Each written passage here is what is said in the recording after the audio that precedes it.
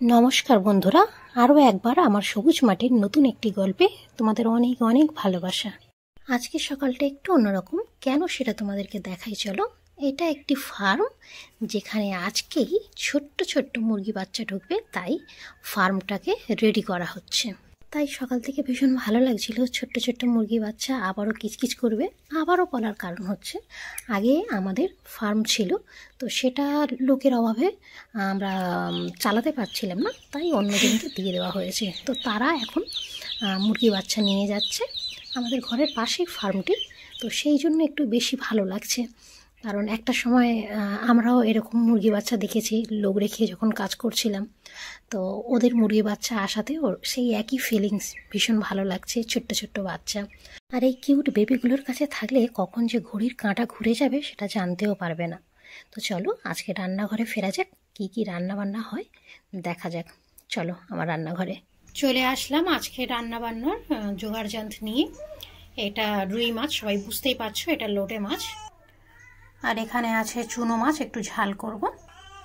লোটে মাছটা করব উচ্ছে দিয়ে, তাই সমস্ত কিছু কেটে নিয়েছি। ওদিকে সৃষ্টি সোনা খুবই কাঁদছে, তাই আজকে উনানে আমি রান্না করতে পারলাম না, বাইরে আজকে গ্যাসেই করব।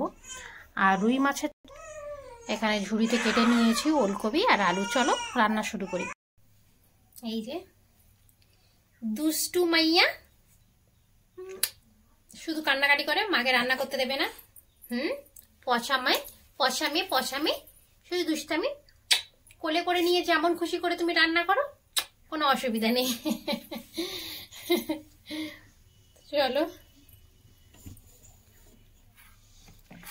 কড়া গরম হয়ে গিয়েছে।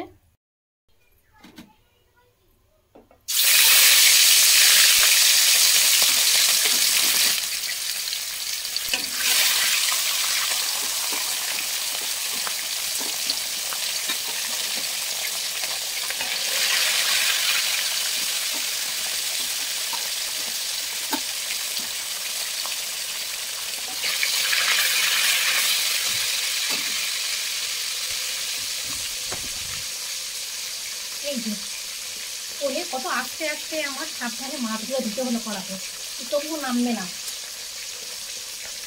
সোনামাকে কোলে নিয়ে মাছগুলো একটু সাবধানেই ভাজতে হলো। তো সমস্ত মাছ ভালোভাবে ভেজে তুলে নিলাম। এবারে ওই তেলেই আবার যে চুনো মাছগুলো ছিল, ওই চুনো মাছটাকে ঝাল করব, তাই ওই তেলে মাছটাকেও ভেজে নিলাম। এদিকে ঘড়ির কাঁটায় 11:30 বাজে, আর আমার সোনামা স্নানের সময় হয়ে গিয়েছে। ও একটু কান্নাকাটি করছিল, তাই ওকে স্নান করিয়ে নিয়ে আবারও চলে আসলাম রান্নাঘরে। এবার একটা ফ্রাই প্যান বসিয়ে ওটাতে তেল গরম করে দিয়ে দিলাম তেজপাতা, তার সাথে একটু পেঁয়াজ কুচি। ভালোভাবে নাড়াচাড়া করে নিয়ে বাদামি রং ধরে গেলে ওটাতে দিয়ে দেবো একটু রসুন বাটা, দিয়ে আবারও ভালোভাবে নাড়াচাড়া করে নিয়ে। এই দাঁড়াও, সবসময় আমি কেন বলবো কি কি দিয়ে কি কি রান্না করলাম? আজকে তোমাদের পালা, তোমরা দেখে ভালোভাবে বলো তো, কমেন্ট করো যে আমি কোন তরকারিতে কি মশলা দিয়েছি এবং কোন তরকারি কেমন করেছি, আর কেমন হয়েছে তরকারিগুলো। প্রত্যেকটা রান্না দেখে শুনে তারপরে আমাকে জানাবে। তোমাদের কমেন্টের অপেক্ষায় রইলাম।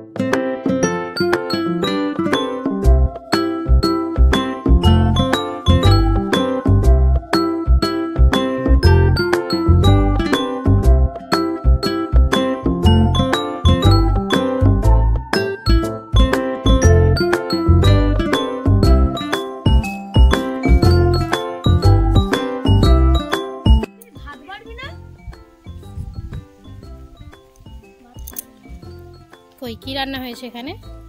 এখানে ভাত, এখানটায় মাছের ঝোল।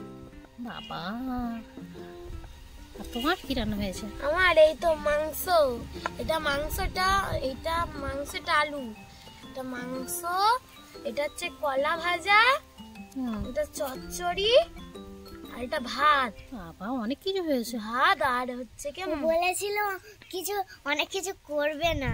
হ্যাঁ, আর আমি এখন যাচ্ছি পার্কে। পার্কে? হ্যাঁ। আর এটা হচ্ছে কি মাছের তরকারি।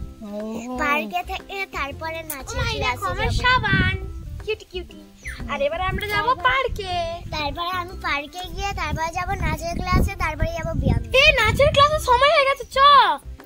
তাহলে ঘরের রান্না আজকে খাওয়া হবে না তো? রান্না বান্না যেগুলো করছি না হবে।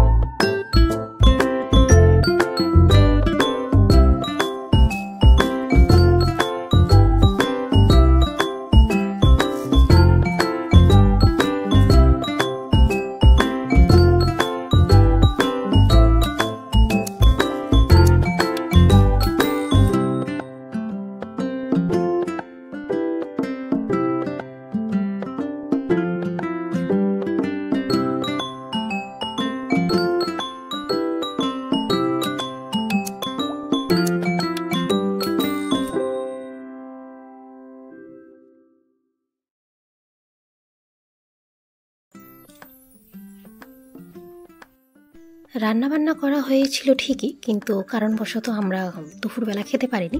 আমরা বলতে আমি আর সিমি, আমরা একটু বেরিয়েছিলাম, একটু এমার্জেন্সি ছিল।